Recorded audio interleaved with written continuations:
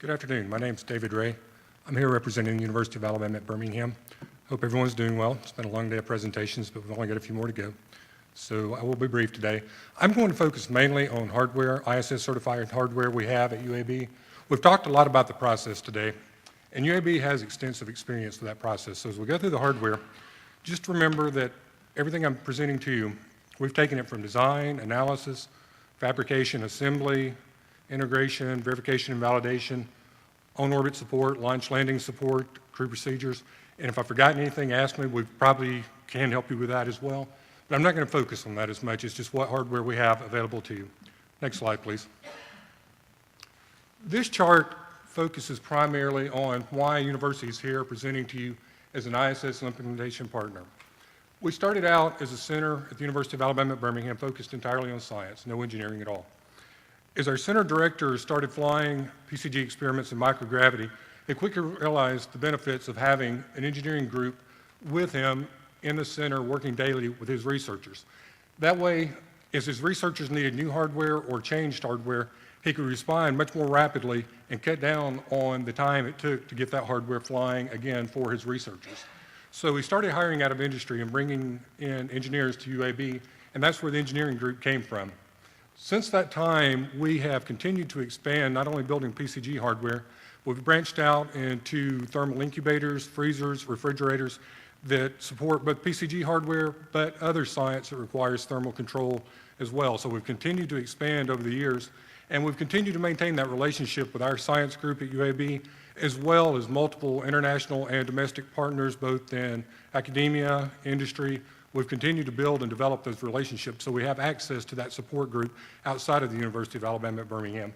We've also started working more across the university and not just focusing on our center.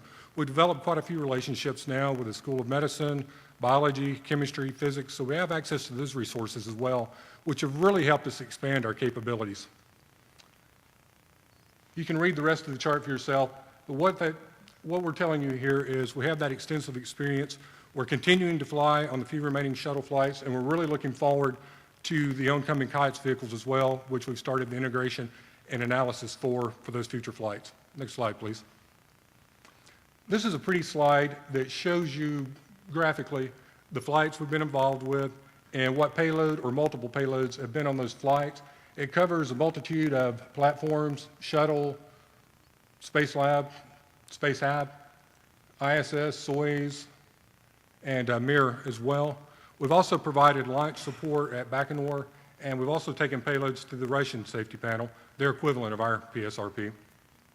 Next slide, please. And continue.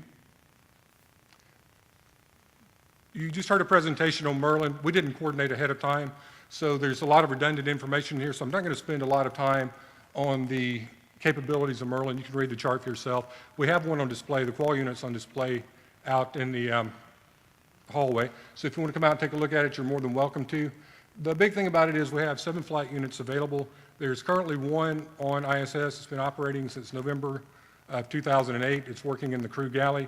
We have one in the PMM scheduled for launch on ULF-5 in November, and the other 5 are at UAB at this time and are available for use. Next slide. This just gives you more information on what the Merlin looks like. It was designed initially to support PCG hardware. However, you can see the generic coal volume in the picture there, so it can accommodate a multitude of science samples. There's different tray configurations that can go inside of it. So if you need thermal control for experiment, the Merlin can do it for you, and it can operate in the express rack and communicate to you while you're on the ground. Next slide. And the same thing for Glacier. You've already seen this hardware presented just moments ago. There's currently 6 flight units with 2 more in development. We have 1 aboard the ISS right now. We have 1 packed in the PMM, and we have 3 more scheduled for ULF-5. There'll be 2 additional ones going up in the middeck on that flight. We've currently had 6 flights on the unit, 6 sortie flights on the unit, and 3 ISS flights. So we've had 9 total flights, with the first one occurring in November of 2008. So the Glacier has flown a lot in the last year and a half. Next slide. This shows you a little bit more of the sample packing capabilities for Glacier. You heard what the thermal performance characteristics were of the unit. So anywhere between -95 and +4, the Glacier is very happy to accommodate you. You see the trays that are typical of how the samples would be packed inside. It can provide transport to and from the ISS as well as operations aboard the ISS. Next slide. This takes us into some of our PCG hardware. This is called our high-density protein crystal growth. There's an example of this also back in the display area. It provides 1,008 samples for transport and operation aboard the ISS. It's a vapor diffusion type protein crystal growth experiment. So we can take up small volumes of 5, 10, 20, 40 microliters, expose them to a 500 microliter protein reservoir and provide protein crystal growth to you by doing that. We have flown 3 sortie flights with this and 2 ISS flights from what I remember. So next slide, please. Just a little bit more detail about what the trays and the grow cells look like. I also have examples of these back in the display room. So if you want to come by, look at them, ask questions, you're more than welcome to. Next slide. This is our sample transportation container. We also have an example of it in the back. This is the one I was talking about that we integrated in Russia. It was a passive transport for a PCG experiment to the ISS. It's frozen pre-flight and turned over approximately L-9 hours. What happens, it's got aerogel insulation inside of it, so we can keep the samples frozen until orbit is reached, and then we allow it to equilibrate to the ambient temperature. So it's an ambient type of payload. We didn't provide any additional thermal control. It just equilibrated to the ambient ISS environment. And we can fly approximately 1,000 liquid-to-liquid type experiments inside the STC. Next slide. And this is our PCF. It's the protein crystallization facility, another type of PCG hardware. It's a temperature induction type of experiment. For this one, we take it up at usually at either 4 or 38 and then ramp it to 22 degrees once we're on orbit. And we have a variety of sample sizes we can fly. Different configurations, anywhere from 500 mils down to 1 mil with multiple bottle configurations in each containment tube. It provides 3 levels of containment, so you can easily fly TOX2 type samples inside these containers as well. So that helps you a little bit as you start going through the PSRP and the toxicology assessments for this hardware. Next slide, please. This is one item we don't present very often, but it's just a generic locker. We've flown it one time in support of another dynamically controlled protein crystal growth hardware.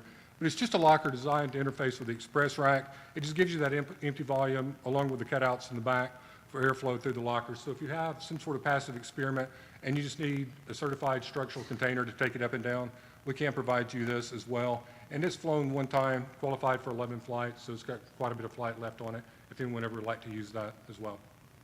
Next slide. We also provide a remote operations control center at UAB. We can provide on-orbit support for payloads out of our center. We're currently doing that for the Merlin that is operating in the galley. We also provide limited support to Glacier through this as well. But if you're flying in a Merlin, flying in a Glacier, you will have access to your data. You can see what's happening on orbit through this center as well. Next slide. And this just sums it up. We're ISO certified. We will soon be AS 9100 certified. We have taken quite a few payloads through the entire process, safety process, integration process.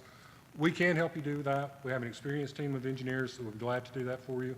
We enjoy our work. We enjoy being around this program. So if we can be of help to you, please feel free to contact us. I will be out back later if you have questions, or if you have questions now, you're more than welcome to, but I will be out back later. Thank you very much.